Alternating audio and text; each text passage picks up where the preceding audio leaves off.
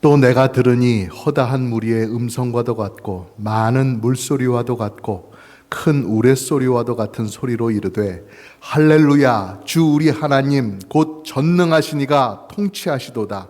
우리가 즐거워하고 크게 기뻐하며 그에게 영광을 돌리세. 어린 양의 혼인 기약이 이르렀고 그의 아내가 자신을 준비하였으므로 그에게 빛나고 깨끗한 세마포 옷을 입도록 허락하셨으니 이 세마포 옷은 성도들의 옳은 행실이로다 하더라. 천사가 내게 말하기를 기록하라. 어린 양의 혼인잔치의 청함을 받은 자들은 복이 있도다 하고 또 내게 말하되 이것은 하나님의 참되신 말씀이라 하기로 내가 그 발 앞에 엎드려 경배하려 하니 그가 나에게 말하기를 나는 너와 및 예수의 증언을 받은 내 형제들과 같이 된 종이니 삼가 그리하지 말고 오직 하나님께 경배하라. 예수의 증언은 예언의 영이라 하더라. 아멘. 하나님께서 계획하신 그 마지막 날에 되어질 모든 일들은 심판뿐만이 아닙니다. 오늘 말씀을 보면 우리가 분명히 알 수 있는데요. 심판에서 한 걸음 더 나아가셔서 자기 백성을 어린 양 되신 그리스도와 함께 영원토록 행복하게 살게 하려고 하시는 것, 거기까지 하나님은 계획하고 계시다라고 하는 거예요. 그것을 우리가 오늘 말씀에서 분명하게 보는 것이 어린 양의 혼인 잔치라고 하는 거예요. 그러니까 우리가 이 마지막 때에는 어떻게 될 것인가, 하나님께서 어떤 일을 행하고 계시고 또 어떻게 우리가 앞으로 될 것인가 하는 것을 생각할 때 무시무시한 심판, 악인들을 벌하고 처리하는 그러한 심판만 생각할 것이 아니라 이 성도들에게 주시는 이 귀한 복, 하나님께서 그 심판 뒤에 무엇을 행하시는지까지, 무엇을 준비하고 계시는지까지도 우리가 바라볼 수 있어야 되는 것이죠. 7절과 8절 말씀을 보면 그때를 어린 양의 혼인 기약이 이르렀을 때라고 그렇게 가리키면서 그때 하나님께서 백성들에게 어떻게 하실 것인지를 알려주고 계세요. 우리가 즐거워하고 크게 기뻐하며 그에게 영광을 돌리세. 어린 양의 혼인 기약이 이르렀고 그의 아내가 자신을 준비하였으므로 그에게 빛나고 깨끗한 세마포 옷을 입도록 허락하셨으니 이 세마포 옷은 성도들의 옳은 행실이로다 하였습니다. 하늘의 큰 무리가 하나님께 영광을 돌리고 찬양을 해요. 큰 소리로 이렇게 외치는 거예요. 왜 그렇게 합니까? 이제 곧 어린 양의 혼인잔치가 시작된다. 이 모든 것이 준비되었다. 이 큰 기쁨과 영광의 자리가 이제 곧 펼쳐진다 하기 때문에 다들 기뻐하는 거예요. 여기서 어린 양은 누구를 가리켜요? 예수 그리스도를 가리킵니다. 그리고 그 신부는 누구예요? 바로 교회, 모든 성도들이라고 하는 거예요. 예수님께서 자기의 피를 흘리셔서 십자가에 죽어 주심으로 구속한 그분의 모든 백성들, 그 교회가 예수님의 신부가 되고 예수님께서 신랑이 되어주셔서 이 혼인잔치가 펼쳐지는 거예요. 그런데 하나님께서 그 신부에게 어떤 옷을 입혀주시느냐? 빛나고 깨끗한 세마포 옷을 입도록 허락해 주셨다라는 거예요. 세마포, 그러니까 천인데, 마로 만든 천인데 되게 섬세하게, 가늘게, 아주 촘촘하게 만든 그러한 천이죠. 아주 깨끗하고 하얗고 거칠지 않고 부드러운 그런 천으로 만든 고급스러운 옷이었어요. 그래서 제사장의 옷이라든지 왕족의 옷이라든지 그런 걸 만들 때는 아주 비싸고 고급스러운 이 세마포로 그 당시에 최고급 소재이지요. 그런 것으로 옷을 해서 입혔던 것처럼 이 하나님의 백성들, 천상에 모이는 하나님의 백성들이 이런 귀한 잔치 자리에는 이러한 좋은 옷을 입고 그 자리에 참석하게 된다. 그것을 말씀해 주시는 거예요. 그것으로 상징적으로 그 자리가 얼마나 좋은 자리고 귀한 자리인지를 우리에게 알려주시는 거예요. 이처럼 하나님께서는 자기 백성들을 인도하실 때에 이 세상이 험난하고 괴롭고 눈물 나는 그러한 일들이 있지만 그 마지막 결국은 어떻게 되느냐? 하나님께서 이러한 예수 그리스도와 함께하는 자리에 이렇게 복되고 영광스러운 아름다운 옷을 입혀주시면서 그렇게 축복해 주신다는 것이죠. 이런 귀한 자리를 주님께서 만들어 주신다는 거예요. 그래서 성도들의 기쁨과 찬양의 소리가 터져 나오는 것이에요. 우리가 여기서 눈여겨보는 것이 바로 신부가 입게 되는 옷이죠. 빛나고 깨끗한 세마포. 이 옷을 다 성도들이 입는데 각자 자기가 준비해서 입는 옷이 아니에요. 오늘 말씀을 보면은 입도록 허락하셨다. 8절 그 중간에 보이세요? 깨끗한 세마포 옷을 입도록 허락하셨으니 라고 되어 있어요. 하나님께서 성도들에게 은혜로 입게 해 주신 옷이다. 이 말씀을 하는 것이죠. 입도록 허락하셨다.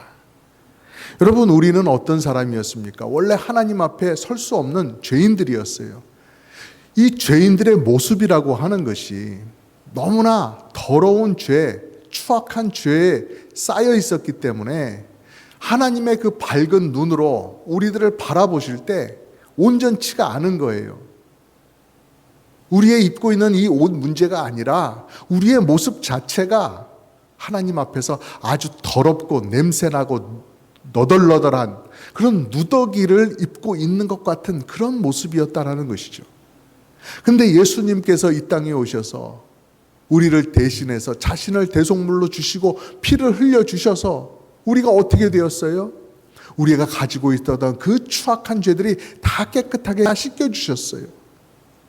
그래서 우리의 모습은 더 이상 누더기를 걸친 모습이 아니라 하나님께서 우리에게 그리스도로 옷 입게 해주셔서 마침내 이렇게 깨끗하고 빛나는 세마포 옷을 입고 주님 앞에 설 수 있도록 그렇게 해주신 것이에요. 그러니까 이것은 우리의 공로에서 나오는 것이 아니고 주님의 은혜에서 나오는 옷이다라고 하는 것을 우리가 알게 되는 것이죠. 그러면 왜 이 옷을 성도들의 옳은 행실이라고도 표현을 할까요? 주님의 은혜로 내가 구원받았구나. 참 감사하구나. 내가 자격이 없는데 나에게 이러한 구원을 허락하여 주셨구나. 이것을 깨달은 성도들이 그 다음에 막 사는 게 아니죠. 그 은혜에 합당하게 살아가잖아요. 그러면서 믿음으로 살아가면서 그 삶 가운데 이전과는 다른 믿음의 발자국, 경건한 모습, 주님과 동행하는 모습이 그 삶 가운데 나타나게 되는 거예요. 믿음의 열매가 그 삶 가운데 생기고 열매 맺히게 되는 거예요. 그래서 성도들의 겉으로 드러나기 때문에 이것을 또 옷과 같이 성도들의 옳은 행실이고 성도들이 입은 옷이라고 그렇게 표현을 하는 거예요. 세마포 옷을 입은 자격이 우리에게서 나타나는 것이 아니고 우리가 잘해서 이렇게 나타나는 것이 아니에요. 우리가 결심을 해서 이렇게 변화가 되는 것이 아니에요. 주님께서 먼저 우리를 사랑해 주셨기 때문에, 그래서 우리도 주님을 사랑하면서 이렇게 하루하루 살아가는 것, 내가 이전과 똑같은 상황에 있어서도 이제는 변화되어 대처하고 살아가는 것, 그러한 모습이 우리 성도들의 옳은 행실로 옷과 같이 나타나게 되는 거예요.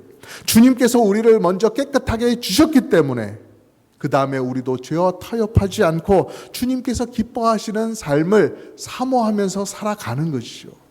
그래서 주님께서 우리에게 새 옷을 주신 것이기도 하고 이 새 옷은 성도들의 옳은 행실로도 나타나게 되는 거예요.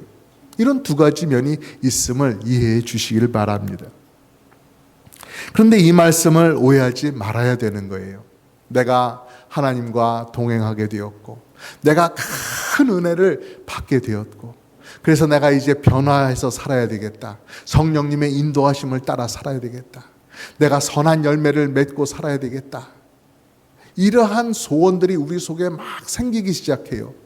기도하면서 말씀을 보면서 내 행동 거지를 조심하면서 경건하게 살려고 애를 쓴다는 말이죠.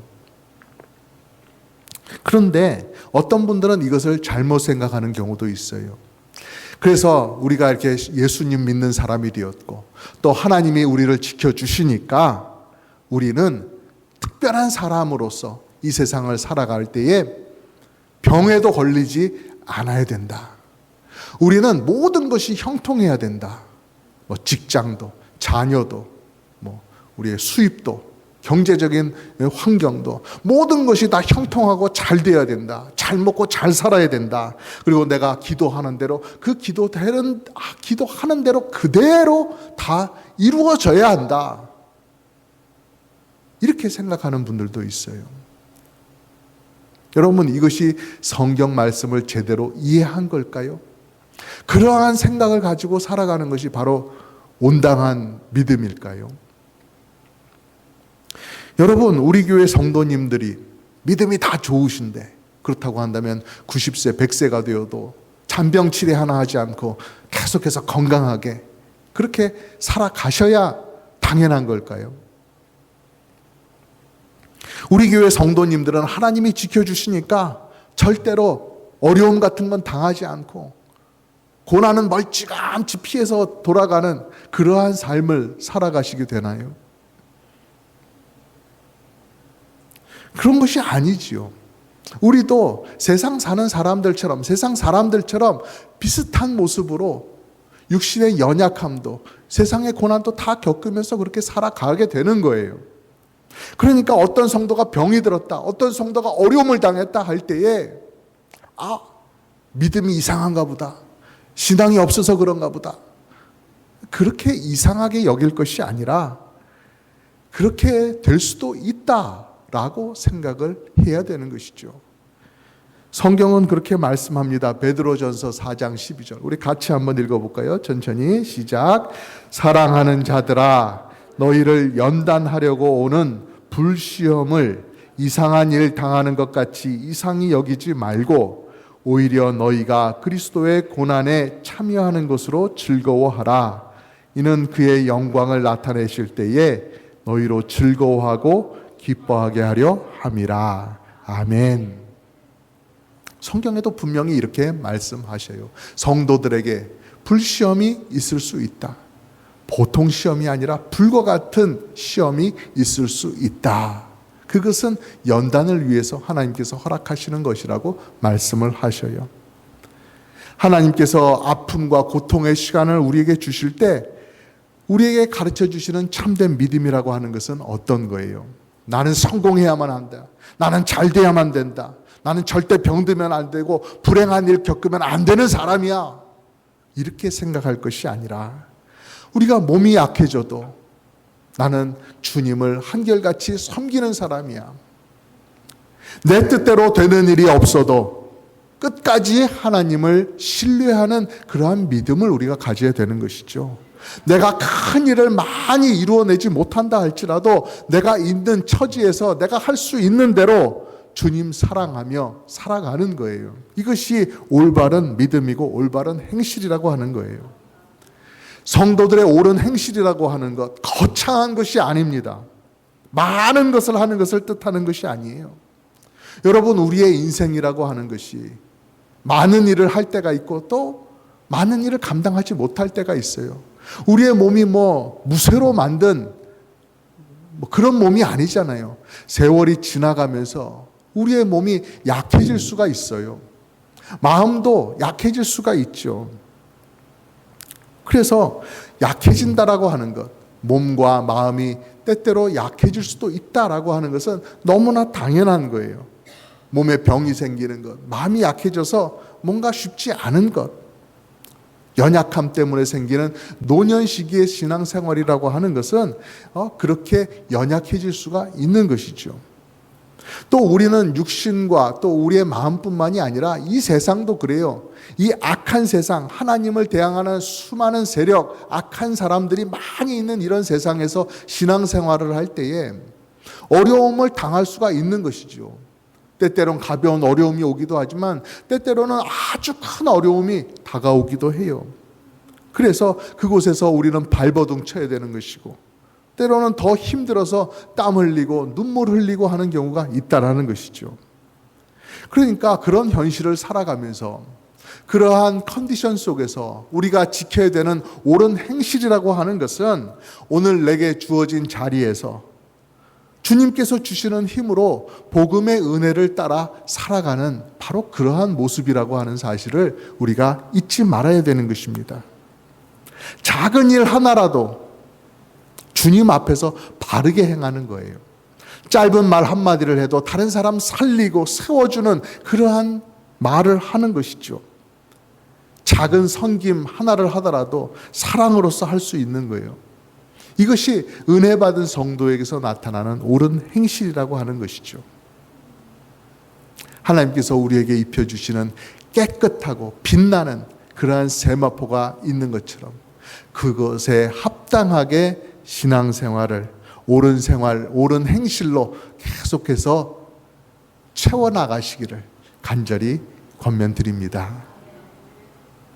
이어서 9절, 10절 말씀을 보면은요, 이 어린 양의 혼인잔치가 얼마나 복된 잔치인지, 그리고 우리는 누구를 향해서만 경배를 해야 되는지, 그러한 것들을 담고 있어요. 9절, 10절 말씀을 보면 어린 양의 혼인잔치에 청함을 받은 자들은 하고 또 내게 말하되 이것은 하나님의 참되신 말씀이라 하기로 내가 그 발 앞에 엎드려 경배하려 하니 그가 나에게 말하기를 나는 너와 및 예수의 증언을 받은 내 형제들과 같이 된 종이니 삼가 그리하지 말고 오직 하나님께 경배하라. 아멘. 어떤 사람이 복 있는 사람이라고 말씀하세요? 예. 어린 양의 혼인잔치에 초대를 받아 가게 된 사람들, 그 사람들이 복된 사람이라고 말씀을 하세요. 여러분, 이 세상에서 사람들이 손꼽는 여러 가지 중요한 복들이 많이 있지만요, 가장 귀한 복, 가장 크고 가장 위대한 복, 우리가 정말로 사모해야 될 만한 그런 복은 어떤 거예요? 우리 주 예수 그리스도와 영원토록 함께하는 바로 그 복이잖아요. 바로 그 복을 말씀하시는 거예요. 마지막 날에 너는 내 사람이다, 내 잔치에 들어오라 라고 그 자격 주시고 그 초대해 주시는 그 복, 그것을 우리가 받게 된 거예요. 그래서 우리는 복 있는 사람이 된 것이죠. 다른 세상에 어떤 복을 누리고 있는 그런 사람들보다도 우리는 이 복 하나만으로도 족한 줄 알고 가장 이 복이 귀한 줄 알고, 그래서 마음의 소망을 삼고 감사하며 기쁨으로 살아갈 수가 있는 사람이 된 거예요. 예수님께서 이 땅에 계실 때에 혼인잔치 비유를 여러 번 말씀하셨어요. 마태복음 22장에 왕이 자기 아들을 위해서 혼인잔치를 베풀고 수많은 사람들을 초청하는 그러한 비유를 말씀하셨어요. 또 마태복음 25장에는 신랑을 기다리는 10처녀의 비유도 말씀해 주셨어요. 그러한 비유를 통해서 하나님의 나라에 들어가게 되는 것에 대해서 그것을 초청으로 표현을 하면서 예수님께서 우리에게 좀 더 하나님 나라를 알 수 있도록 해주셨어요. 그리고 우리가 그 나라를 들어갈 것을 기다리고 준비하면서 어떻게 깨어 있어야 하는지에 대해서도 말씀해 주셨죠. 그 초청의 끝, 얼마나 영광스러운가. 그 사모함을 우리에게 주시는데요. 오늘 말씀에서는 그 천국잔치의 비유들이 계속해서 이어지는 거예요. 그것이 좀 더 현실적으로 생생하게 실제적인 모습으로 바로 우리 앞에 있다라는 것을 가르쳐 주시는 거예요.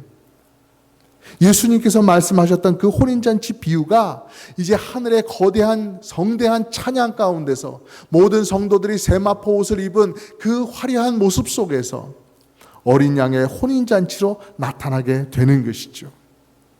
하나님 나라에서 이렇게 펼쳐지는 이 귀한 모습이 선명하게 우리에게 곧 다가올 미래로 하나님께서 준비하신 영광스러운 자리로 우리에게 나타나고 있는 거예요. 물론 이 혼인잔치라고 하는 것은 상징적인 표현이지요. 오늘날 또는 옛날에 신랑과 신부가 결혼하고 한 가정을 이루는 것과 같은 그러한 것이 우리에게 있을 것이다 라고 그렇게 기대를 해서는 안 되는 것이죠. 그러한 것을 생각하라고 상상하라고 하시는 말씀은 아니에요. 결혼이라고 하는 것, 신랑과 신부가 한 삶을 이루면서 함께 사는 것처럼 성도들은 그리스도와 함께 영원히 살게 된다라고 하는 것. 지금보다 훨씬 더 완전하게 이 죄와 세상의 방해를 받지 않고 주님과 깊은 사랑의 교제를 나누게 되는 거예요. 오늘날 이 세상에 살아갈 때 우리가 주님을 사랑하고 주님을 섬기고 주님과 동행한다고 하지만 방해되는 것들이 얼마나 많습니까? 우리의 연약함으로 인해 또 세상의 불완전함과 악함으로 인해서 자꾸만 방해를 받아요. 또 사탄의 공격도 받아요. 그래서 우리가 주님께 온전히 집중하지 못하고 또 우리가 주님과 온전히 교제하지 못하게 막는 것들이 많이 있어요. 그렇지만 이 어린 양의 혼인잔치를 통해서 그 모든 것들은 이제 끝나게 되고 더 깊고 완전한 주님과의 사랑의 교제가 이제 시작된다라는 거예요. 어린 양의 혼인잔치는 그런 방해가 끝나는 자리고 세상이 더 이상 우리의 마음을 빼앗지도 못하고 또 죽음과 눈물이 우리를 괴롭히지 못하는 그러한 자리라는 거예요. 그래서 이 어린 양의 혼인잔치라고 하는 것은 아무나 내가 잔치 한번 열지 이래서 열 수 있는 자리가 아니라는 것입니다. 어린 양 되신 예수 그리스도께서 나를 위해서 피 흘려 죽어 주셨기 때문에 우리가 그 영광의 자리에 들어가게 되는 거예요. 이 잔치 자리를 가능하게 하신 분 오직 우리 하나님이시라는 사실입니다. 그래서 이 말씀에 보면 그러잖아요. 이 놀라운 혼인잔치 자리 열리는 것을 보면서 요한 사도가 그 천사 앞에 엎드려 경배하려고 했어요. 엎드려 절하려고 했어요. 그랬더니 그 천사가 나에게 경배하지 말고 오직 여호와 하나님에게만 경배하라 라고 그 경배의 방향을 하나님께로 돌려주잖아요. 우리의 죄를 씻어주신 분도 하나님이시고 우리를 자기 백성 삼아주신 분도 하나님이시고 그 우리의 좁은 신앙의 길, 그 길 끝에서 혼인잔치를 준비하시고 기다리시는 분도 바로 우리 하나님이시라는 사실이에요. 그러니까 여러분, 인생이 힘들고 괴로울 때마다, 지칠 때마다 주님께서 나를 혼인잔치로 부르셨다 하는 이 사실을 기억하고 힘을 내시기를 간절히 바랍니다. 몸이 약해지는 세월이 흐르고 흘러도 우리의 마지막은 혼자 남는 그러한 외로운 시간이 아니에요. 우리의 마지막은 처량하게 버려지는 그러한 모습도 아니에요. 어린 양의 혼인잔치에 들어가 있는 영광스러운 나의 모습이 기다리고 있는 거예요. 영광의 보좌에 앉으신 하나님께서 착하다 충성되다 칭찬해 주시고 면류관을 씌워주실 그러한 날이 우리를 기다리고 있는 거예요. 그날엔 더 이상 눈물도 없다고 말씀하셨습니다. 그날에는 더 이상 죄와의 싸움도 없을 것이고 바벨론도 없을 것이고 더 이상 세상에 헛된 것들로 우리를 미혹해 하는 일도 없을 것입니다. 우리를 정말로 사랑하시는 주님과만 우리는 살아가게 될 것이에요. 이 소망을 여러분의 힘으로 삼으시기를 간절히 권면드립니다. 오늘도 하나님께서 입혀주실 그 빛나고 깨끗한 세마포 옷 바라보시면서 그 옷에 합당하게 살아가시고 또 우리를 어린 양의 혼인잔치로 부르신 하나님께만 감사와 경배를 올려드리시기를 주님의 이름으로 축복합니다.